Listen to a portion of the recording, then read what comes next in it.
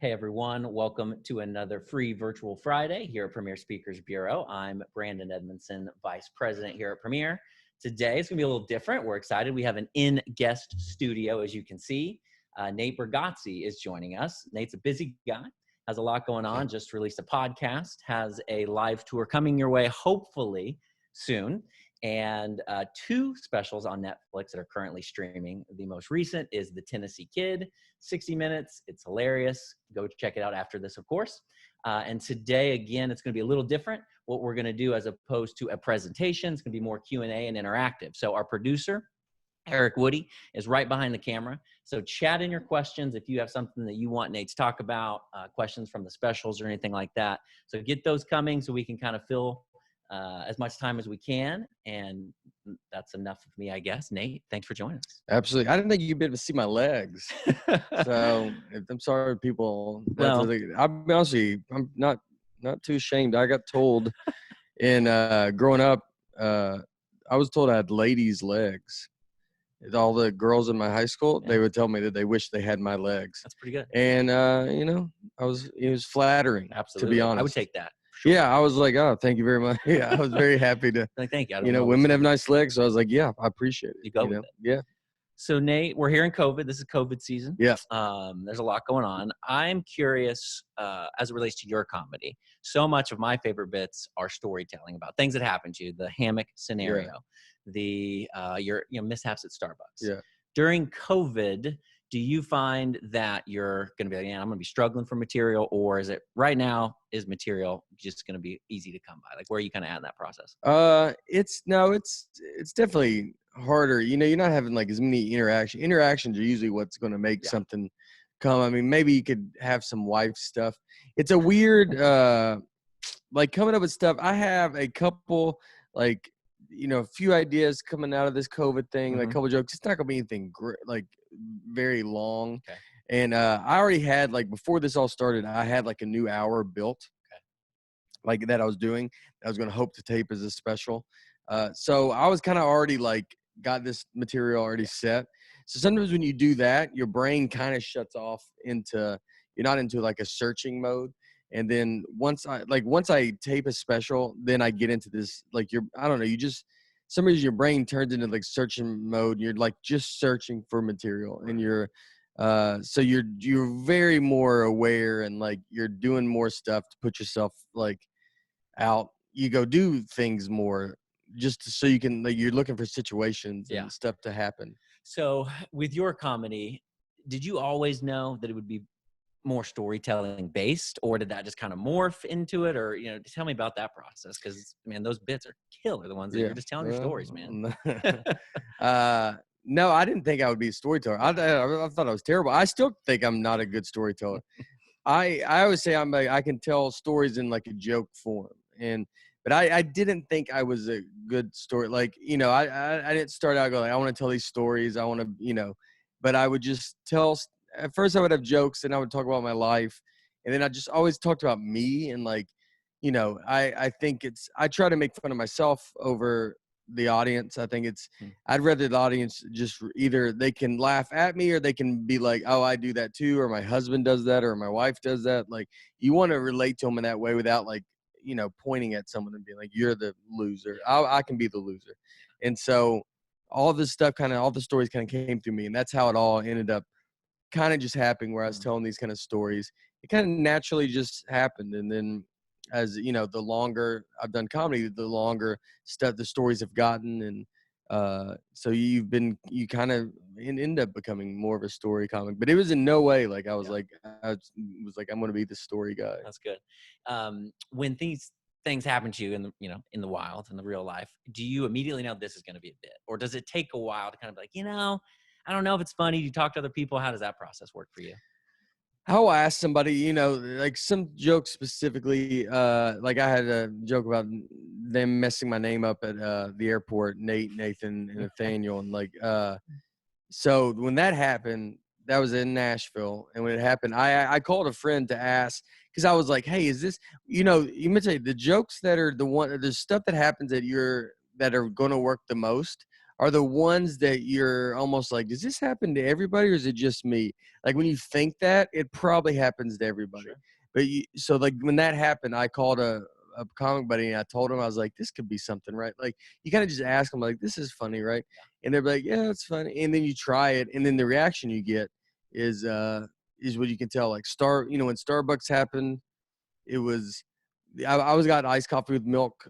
I had it happen to me 3 times, and so it was like, they but it wasn't like once they happened, it was like put it in, it's going. It was almost like sometimes you're collecting these things that have happened to you, and then once you get another idea kind of comes, then you're able to be like, oh, this goes with this, and it all kind of forms this perfect kind of story. Nice. So we're getting some questions. Thanks everyone online. Keep sending them in. The first one, we'll jump to it. There certainly could be some people on here. This Arlene Peters, thank you. She says, I haven't seen your act before. How would you describe your comedy act? Oh, I don't know. I mean, it's this energy is what I always say. If you're not on board with this energy, then it's not good. No, mine's. I tell stories, talk about families. I try to be very relatable and talk about everyday stuff. You're just trying to be funny. I mean, I'm a big, like, I just want everybody to have a good time and be funny. And I think my job as a comedian is to be a relief from the stresses that everybody has to go through every day. And so you just try to take their mind off of that. Yeah. Well, that's a good point. Right now, there's so much tension, whether it's COVID, what you believe about either side of that. We have obviously social justice issues going on that's creating tension for the good. As a comedian, where do you find yourself in that right now? Trying to be funny, trying to not be funny because it's too sensitive. Do you have any thoughts on just what you're trying to do in this time? Yeah, I'm just trying to be funny. I mean, there's a lot of comics that, I know that it's like a lot of people do, like their comedy is for, Chappelle's like is someone that's unreal that talks about the stuff that's happening now. Like that's his comedy. That's what he does. And you want to hear from him. And then, I think for me, it's about just being funny. My job is not that. Like I'm not like, I didn't study this stuff. Like I don't like, a lot of people have like, they talk about platforms, using your platform and all this stuff. And it's like, look, you can use your platform. If you're educated in what the thing is and you're super passionate and you study it and whatever, then use the platform that you have to do this. But I'm not. I don't, it takes a lot of work to become a successful or to do comedy or whatever it is, whatever you're doing to be successful. It takes a ton of work. So like, I think it's also wrong to like, I shouldn't just use my platform just to like yell stuff out that I haven't really looked at or know the ins and outs. Yeah. So I like to just be there for, when I did shows recently or before they shut down because of COVID, but Zany's, our club here, we did shows, and the relief people had by just not like going up and just talking for an hour about all the stuff they hear about all day long. Right. That was like I enjoy that. I enjoy giving people that relief. And so that's what I tried. What I tried to do. That's great. To that, Larry, thanks, Larry. He says, give us one of those funny stories. We need a good story. If there's one that is off the top of your head, Nate, I don't want to put you on the spot too much. I think the Walmart hammock story is pretty good. Yeah. Oh, I don't like to do my act. I'm trying to think what's a funny story. I don't know. Like my act? During my act, one of these stories? I think you can explain the hammock story. The hammock story truly happened, and I went into a Walmart trying to buy a hammock, and I go in. I was trying to buy a hammock. Sorry, yeah. And so I go back and I asked the guy where a hammock is, and when I asked him, he didn't know. He was like, "What's a hammock?" And it was enough that it like honestly threw me off. That where I thought, like, am I saying this wrong? Like, like he would. It's the thing that people obviously know. He would know. And then I was like, is it Hammett? Like with a T? And he was like, we're out of hammocks. He was like, we're out of them. And then I left and went and Googled where to buy a hammock. And Google was like, do you mean hammock? And then here we are. And then now we're here. That's exactly how that happened. It's great. I saw a shirt the other day that said it's Hammett season. Oh, That was really? amazing. Oh, I was like, yeah. I tried to get a picture, but he was gone too Yeah. fast. I was like, we need those out there. We do. Yeah, that's fun. Good question. We have a fan here, obviously. Betsy Hindman, thank you. Is it a good or bad thing if Vanderbilt can't play football this season? Betsy, it could go either. Vanderbilt's the only one that it could go either way. I mean, I hope everybody plays. Yeah. All college sports are back, but yeah, for Vanderbilt, I don't know. It was funny with being a Vanderbilt fan. We, college basketball got cut short, and Vanderbilt lost in the SEC tournament. And the next day, they just were like, no more basketball. So we're the only team that got actually truly lost out of the. Everybody else could be like, well, we didn't get a finish. Yep.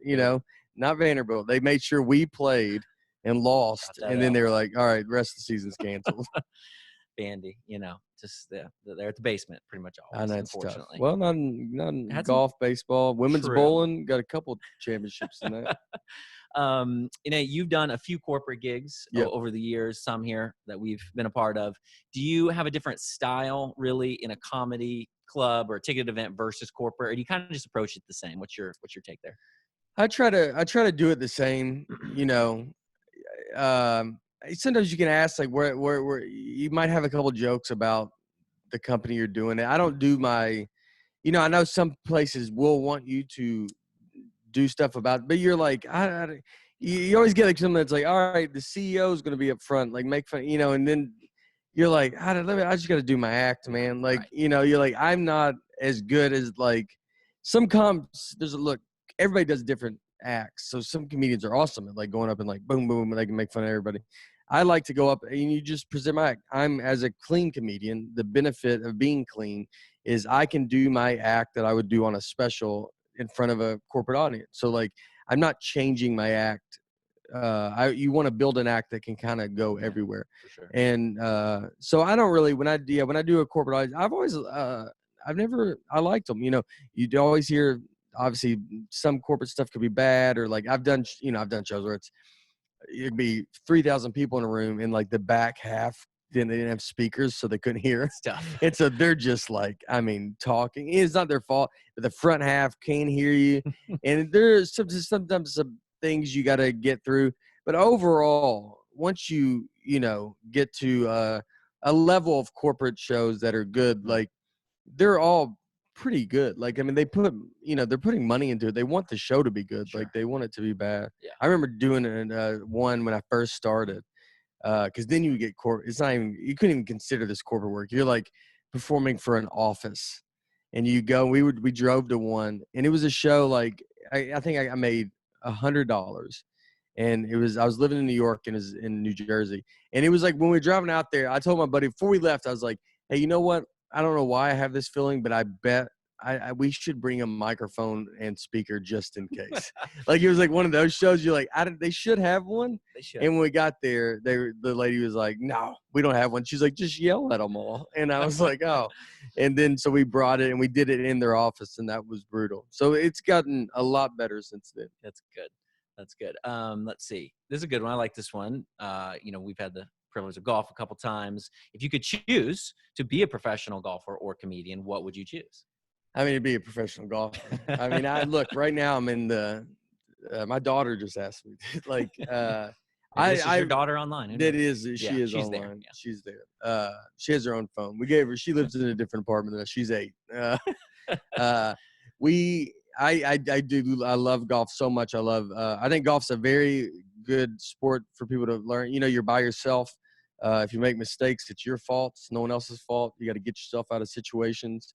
It's a great life lesson sport. And I love how hard it is. You can't really perfect it. You can only just be as good as you can possibly be. And so, I would love to be a professional golfer. That being said, there's nothing more rewarding than a room full of people laughing. Like that, making someone laugh is kind of hard to do. Like really laugh, like when you can hear people and they're crying and they can't breathe because they're just. That's the most rewarding feeling. That's great. Yeah. Your shows are all right now, everything on Netflix, it's very family friendly, right? Yeah. It's very clean. Did it always start that way, or did you thought, this is kind of my niche, or did you anticipate that, going different? No, I was always like that. Mhm. I started from the beginning. It was all for my parents. Like I've learned, the longer I've done comedy, I've learned all the jokes I've written have been just to not embarrass my parents. Like not them. I don't want them to be mad at me. I don't want them. Or if I was super dirty, I just couldn't. They could never come to a show. I could Sure. never look them in the eye. Like Yeah. so, everything. And it's funny is I've realized that as far as even for writing. And I've kind of thought of this later, but like I'm writing, everything I write is kind of for their standards, my parents' standards. Wow. And so when you write for just that specific, I think that helps it be more relatable. And like, so if like anybody writes anything, I think if you write something specifically for like, so you're not writing to 1,000 people. Yeah. I'm writing to 2 people.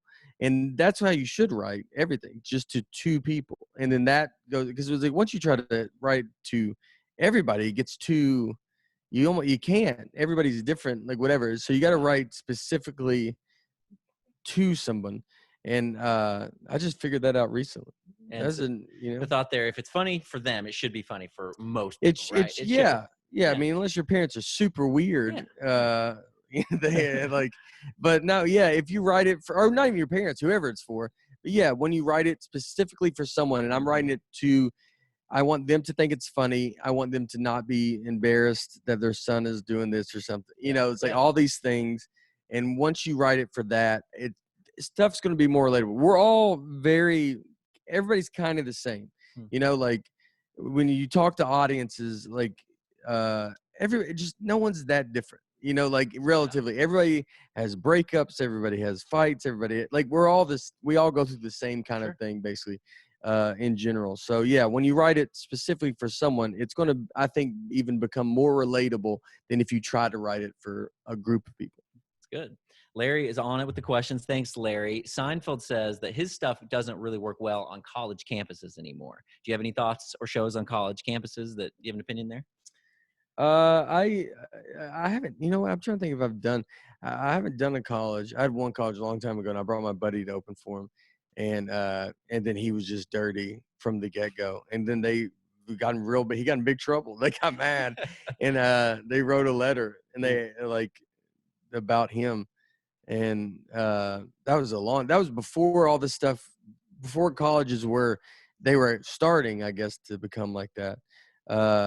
I haven't done one. I mean, again, my act is obviously being clean. I try not to, I don't like get excited about offending someone. Like I've never had that like motive. Like I don't really care to push it beyond, but like it just doesn't, it doesn't like get me excited to do that. So I try not to do it, but you do worry. You never know like how they can take a joke.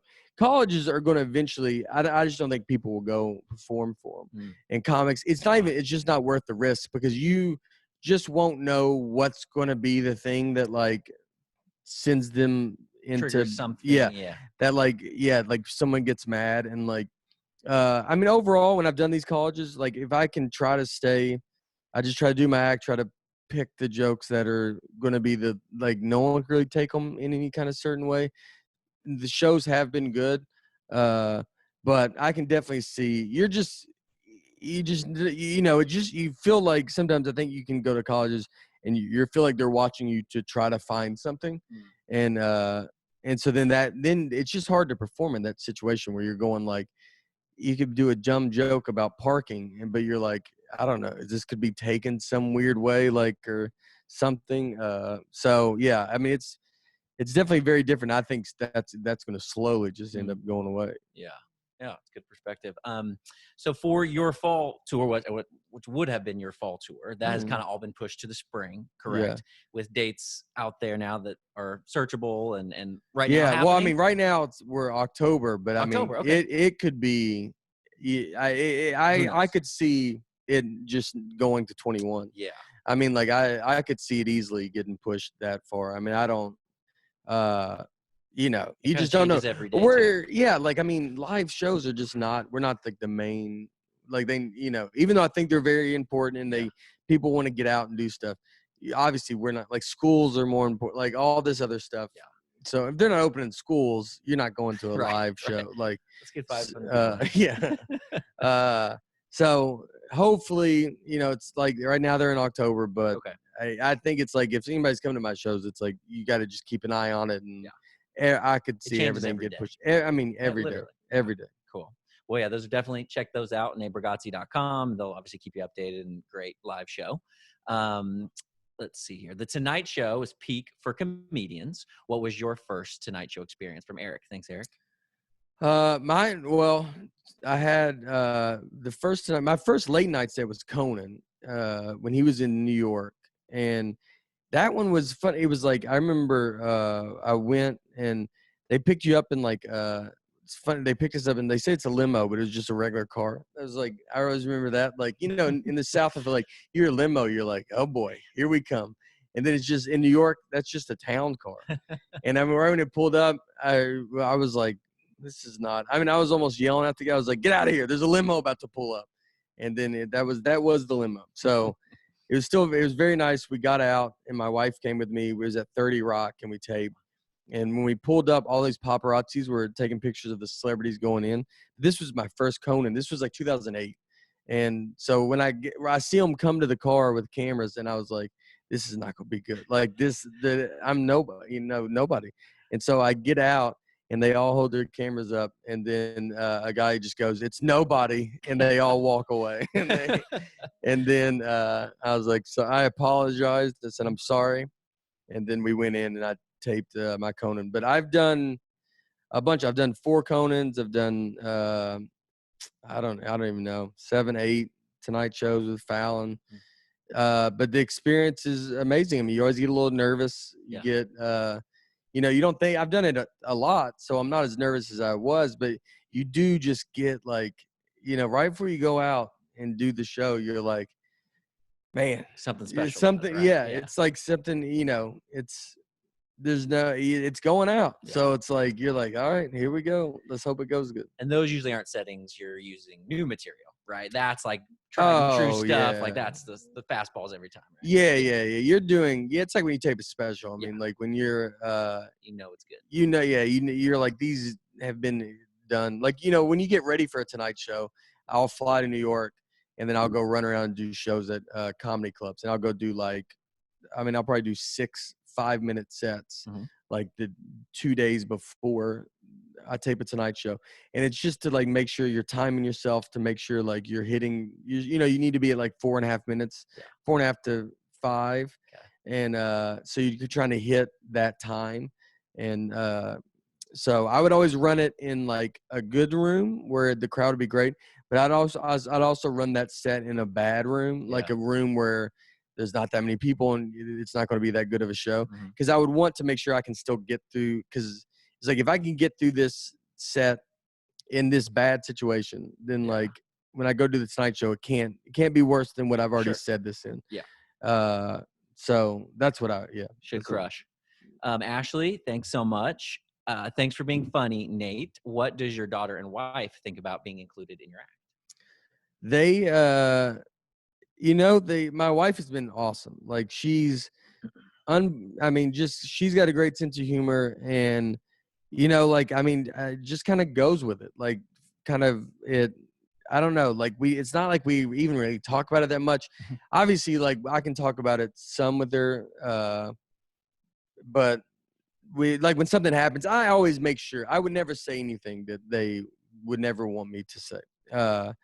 So with my wife, she's been awesome. My daughter, I try to get her involved a little bit. I try to like be like, is this, get jokes from her. Like if she thinks this is funny. And I've really made a thing with her to let her know, like, I would, again, like, I don't want her not to trust me. Like she thinks I'm going to say whatever. So, I mean, there's nothing, I always like make sure she knows, what I'm saying, if I'm going to say stuff about her. And stuff like that. So they're, they love it. And we had like my daughter introduced me on my Netflix special, and so like I like to have that, and like I'll probably continue to do something like that. That's cool. So it's something that we have, together, and we can, she can come up with me during all this stuff. Cool. Little segue here. Is there anything else that you need to really tell us about as far as it relates to the sleeping animals of the world? Oh, Anything you need to enlighten us I'm like on? becoming this. I'm like a professional. So those of you who don't know, Eric, go ahead and show us. I saw this. I thought this was the greatest thing. Yeah, the owl. The Yeah, sleeping it's owl. the sleeping owl. Owl sleep like just fade like it looked like they just. I mean, that owl looked like it got drunk and just fell asleep face first, and like that white mouse is like the Taco Bell you didn't eat when you get home. The Like, white mouse threw me off a little yeah, bit, for sure. you don't see it. You're like, no, whoa, you didn't see that at little first. mouse right there. So this comes from a bit that you have about horses. Right? Yes, and dead horse versus sleeping horse. Horses Yeah. also sleep lying down. Yeah, which is odd. Yeah, people didn't know that. Yeah. Yeah, I did. I mean, I did a whole story about it, and it's on Netflix. You can see it there. And then you know, it's funny. It's like that's like someone too, like saying like horses sleep. Horses lay down when they sleep, and there's signs that people will say that this horse is asleep. It's not dead, because people call the police and all this stuff. And that was one when I brought that up. Like, just you can like how relatable that is. Yeah. Because how many people are like, you know what? I have seen a horse lay, and they're like, yeah, like that's like another story that you do where so many people just get it. And like, that's why so many people gravitate towards that, because they've seen these horses lay down that they thought were, dead. And so now, I get every animal that like someone sends me. So now they're just sending them. I had a guy message me. One guy got really mad at me because I posted a picture of a horse laying down on my Instagram, and he thought I was just posting dead animal pictures. And I mean, he was like wanted to fight me. He's like, you post these animals, like yelling at me. And so I usually with DMs, like if you ever get like angry things, my big rule, if you ever get like angry like messages or something, I always tell myself I have to give myself 24 hours. Okay. And if I want to respond in 24 hours, I'm allowed to respond. I've never responded after 24 hours. You never will. So if you ever have someone trolling you in some way, just give yourself 24 hours and then you can respond. And you just never, you don't care after 24 hours. It's just not worth it. It's just not worth it. You're like, I'm not gonna, it's a whole thing. But in the moment, you want to be like, I want to, But that guy, I messaged back because I was like, hey, just a heads up. I was like, I'm a comedian. And I had to do a story about this horse is asleep. It's not dead. I would get no joy in just posting dead animal. Like, it's not like I'm like, that's my thing. Like, like I'm like, that's how I get all the corporate work I get is they're like, this guy's about dead animals. And that's what we want. Jonathan, thanks for the question. Have you been asked in this season to do virtual shows? What are your thoughts? Is that something that you would morph to? What do you think there? I'm doing the only thing I've done is I'm doing some virtual thing like a Q&A. Like, I mean, similar to this. So that's one that I got in like I don't know, a week or so. Okay. So like that I would be on board with this kind of thing. Like doing a live show like stand up, it's very weird. I can, you could like I could get into stories. You can, we can, I mean, as comedians, we should be funny in situations. So like, I think we could do it and talk about stuff. And you'd rather do this where it's like interviewed more so than just doing a straight up stand up show.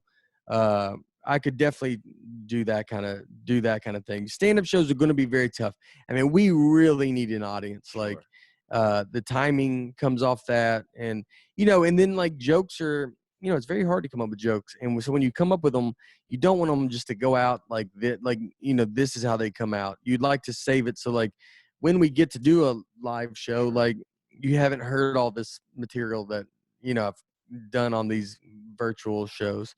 So I know they're trying ways to, they're trying to come up with ways to do kind of stuff.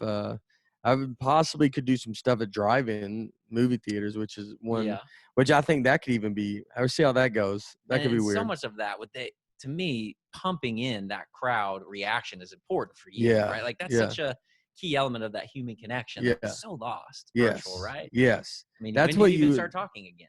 You don't even know if they're still laughing, right? Yeah, you just see. Yeah, when you do a drive-in theater, you just watch cars leave. You just go.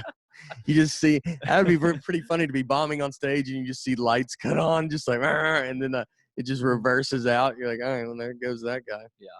Well, for the corporate events that are out there, some of our awesome clients here, Nate's stuff is obviously very clean. So in that Q&A environment, it's great. It's very safe, just to kind of lighten the load a little bit, kind of encourage the team, just do some funny stuff. So that's stuff that is definitely available.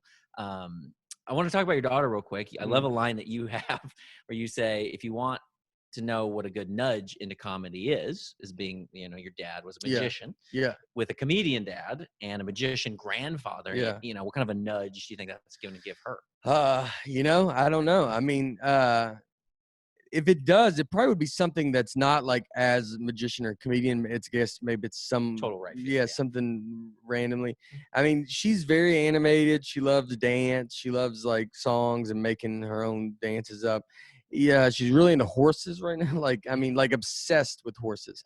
And we've sent her to they have like a horse camp that you can go to, and we sent her to that. And what's funny is like that with the horses, she loves even with the cleaning up and the stuff that's not just like riding the horse. Like you think like if your kid is just into like, I like riding this horse, but I'm not gonna like clean up after it or all the stuff that's not fun. And she's into that stuff. She loves the barn, like cleaning, so you have no idea with a kid. They could come and go and on what they like and don't like. So right now she's into the horses, and we'll see kind of where she goes, whatever else she's into. Sure. Well, finally, as we kind of wrap up, if there's any more questions, feel free to get those in. I know you just released a podcast, so I just wanted to talk about that, like kind of what's the goal there, and what are you kind of just trying to be funny, and you're gonna have guests on. Tell us about the podcast. So the podcast is called the Nate Land Podcast. And I have two comedians that I'm friends with. Brian Bates is a guy that opens with me a lot on the road. Aaron Weber, someone else I've brought on the road. Two local Nashville guys. And I mean, the idea of it was obviously with this COVID stuff, I've always thought about having a podcast. And I just never kind of did. And when this COVID thing happened, it was like, all right, look, this seems like it's the time to do this. And a big part of it is, it's like you just don't want to be like, say I don't get to go on tour. I mean, till October, possibly till next year. Sure. You can be very stale in the fact that like I'm not talking, I'm not being funny, and like being funny is a muscle. It's like you have to be funny, and you need to be like cracking jokes and just like I don't know, stay sharp in that mindset. Yeah. And so doing a podcast, I think, is a very good way to keep your brain very active, creative, and then you're coming up with funnier jokes. It also benefits your stand-up. Sure. So starting this podcast was a big part of doing that, and having those comics on. And then the idea of it is like, we might have guests, we might not have guests. We've done 2 episodes. Okay. And so I'm very open to like seeing what's going to happen and try to figure out the best way to do it. But the goal is to be super funny on it. And again, be that release. I talked about it. I'm not trying to use this podcast as a platform to like push any, like, I don't, I'm a guy that's just like, I think you're like, as far as like for your mental health to be able to turn off your brain and laugh. Yeah. And the owl thing we talked about on the podcast, and like being able to like just you could sit and watch it, and hopefully you could watch it with your family, and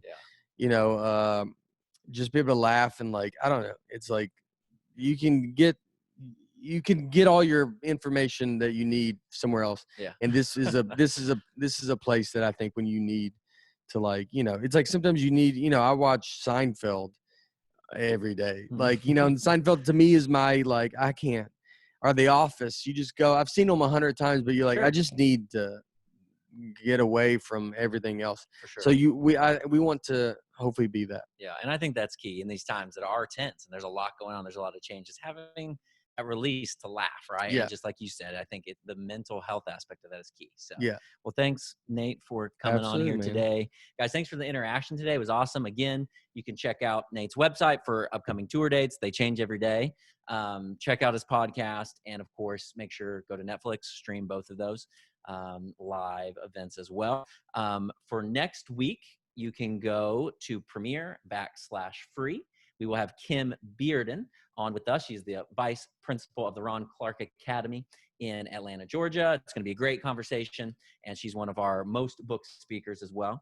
So a lot of good stuff and a lot of good content we're going to tackle there. So guys, thanks so much again. We'll see you next time on the Free Virtual Friday.